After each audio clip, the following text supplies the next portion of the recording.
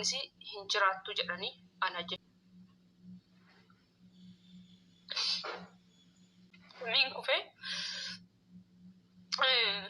kiyya kana nama waliin naqabe bicoosanii kullaa kiyya kana bicuu hagana irraa baasanii waan hundana jijji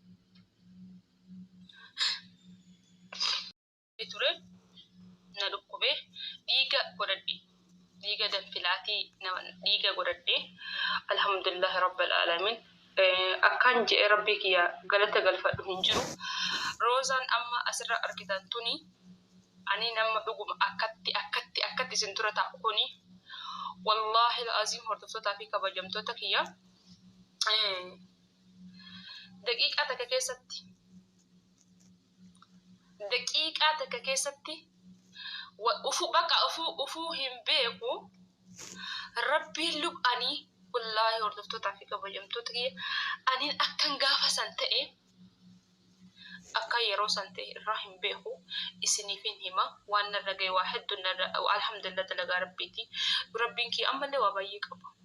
Lubbuutti daqiiqaa kana ammallee isa harkaa qaba. Ana harkaa hin qabu rabbi gaafa san lubbuutti irraa oolche hadda waan hin jedhee galata isaa galfadhullee hin qabu.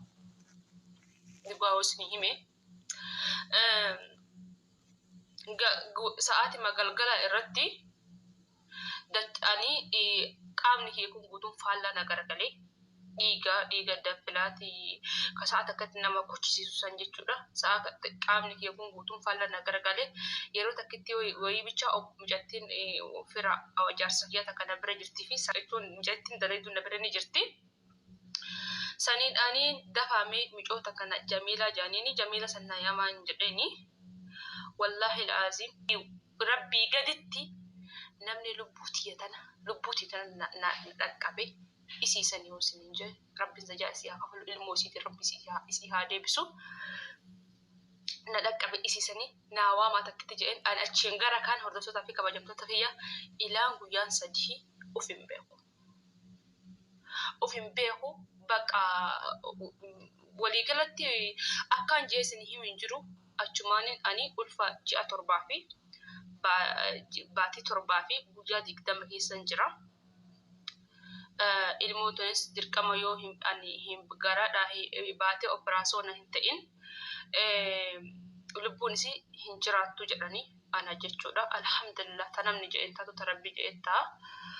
Akkasuma hordoftootaa fi kabajamtoota kiyya operaasyoonaan ta'ee ture. Ilmoos operaasyoonaan na keessaa baasanii achiin gara kan akkaan isinii himu hin jiru. Ilmoon tiyyaallee alhamdulillah rabbiin kashafee nafaa godhu.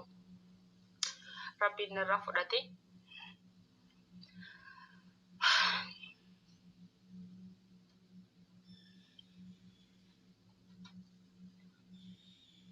Akkasii rabbiin wanti rabbi jedhe malee namni jedhe hin taatu manatti illee algaa irraan kufee yeroo diinatti wanni ta'e sanii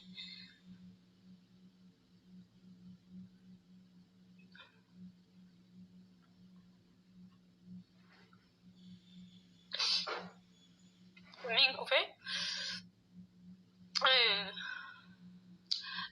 waytii ammallee naan deemanii baajaajii fuudhanii olii ganna deeman na fakkaatti ani of hin beeku mana hakimaa hedduu nageessanii mana hakimaan duraan itti laallamu isaanirra hin beekanii ani of hin beeku dubbachuu hin beeku karaa na oofan hin beeku satrii kiyya kana wallahi lazima hordoftoota kabajamtu kiyya satrii kiyya kana nama waliin naqabe bicoosanii kullaa kiyya kana bicuu hagana irraa baasanii waan hundana jijjiiranii mana.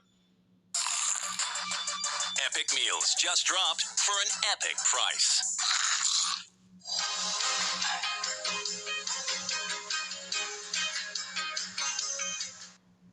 Operaasyoona nagalchin irraa hin beeku. Alhamdulillah wanni ta'an dubbatuun gaariidha miti. Maaliif isiniin jedhe beektani? Okaroosaan ulfa jee isiniin gadhiisee jira. Amma ilmoo qabatti jettanii ittiin dhufti jettee faana eeguu keessaniif mala. Saniif isin malee qalbii keessanii cabsuu hin barbaadne.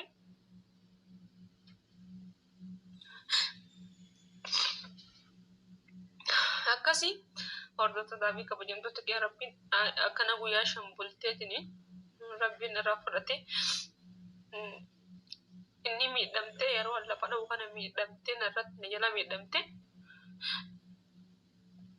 akkasii dhiinni kun yeroo baay'ee dubartii ulfaa kan sa'aatii kanatti ni dhufa jedhanii yeroo baay'ee namni beeytanis ni beeytanii yeroo cinqatii irra waa hedduurraa dhufa hordoftoota fi kabajamtoota kiyya sababni dhiinni kun natti dhufe takka takkaadhaan akkasiniif barumsa ta'u ijoollee dubarbaatiif isiniif hin waraaba. Ammas waan tokko fotonuun gaarii namiti. Wallahi waan takka fotonuun gaarii miti. Assalamu alaikum warahmatullahi wabarakatuh. Jirtu hordoftoota fi kabajamtoota daawwattoota ummaayyoon ashama harka fuunee akkam nagaa jirtanii. Wallahi viidiyoo roozaa kana laalee hedduu qalbii na cabde. Nagaallee isin gaafachuu wallaalee dhiifama isiniin jedhaa sumaanii. Mee namni akka kiyyaa roozaan qalbii isin cabsitee jirtan viidiyoo isii kana dhageeffattanii viidiyoo isii kana agartanii namni qalbiin teessan isin cabde yoo jiraattan isin hundi keessanuu mee du'aayii godhaafi rabbiin lakkoofsan si haa kennu jedhaani. Wallaahi rahmaan hin dandaya rabbiin hin dandaya lakkoofsaniin si haa badhaasu har'a takka si jalaa deebi'eemi rabbiin lakkoofsaniin si haa badhaase qalbii si cabde tana rabbiin si haa gammachiisu. Tasirraa fudhate sanillee rabbuma sirraa fudhatee rabbiin tashabbaasii haa godhu har'aa fi malee boruuf sunillee ta'etuma rabbiin lakkoofsaniin si badhaasee rabbiin qalbii teeta cabde tana si haa fayyisu. Hedduu garaa nama nyaatti hedduu garaa qalbii nama cabsiti. Namni viidiyoo kana dhageeffate namni qalbii hin cabne hin jiru hundi keessanuu du'aayii godhaafime rabbiin hin dandaya. Akkuma micattii kaayiroo keessatti ijoollee shan argatte micattii miskiina san micattii qal'oo san talakkuu lamaayyuu waan deetto hin fakkaanne san rabbiin garaa isii ijoollee shan kaayee takka jalaa deebitee ijoolleen afur kunoo maashaallah rabbiin ammallee guddisee bakkaan isii haa gayu guddatteef sanitti rabbiin hin dandayaa lakkoofsaniin si haa badhaasu. Roozaa wallaahi baay'ee tokko si wajji boo'ee garaa na nyaatti hedduu qalbii na cabsite. Homaa gochuun hin danda'amu kaa waan rabbiin namaaf qoodee aamin jedhaniituma alhamdulillah jedhaniitumaan fudhatanii sitti hin dhagayamii inshaallah. Rabbiin deebisee siif haa kennu siin jedha. Keessattuu bakka iseenii yoo algarra ciibsu waan achiin qaawwasaniin na jalaa gadi buutu natti fakkaata jette sanitti wallaahi hedduu takka qalbii na cabsite hunduma haadhuma hundatu akkasi. Yoo mataa fiine tokkuma jalaa ciniintee daa'imman qaboottu daa'imman dhalattoon tun qaboottu yookaan immoo jismiin isaanii hin diddiimata yoo waa ciniinte daa'imman tana akkam taati haati akkasuma.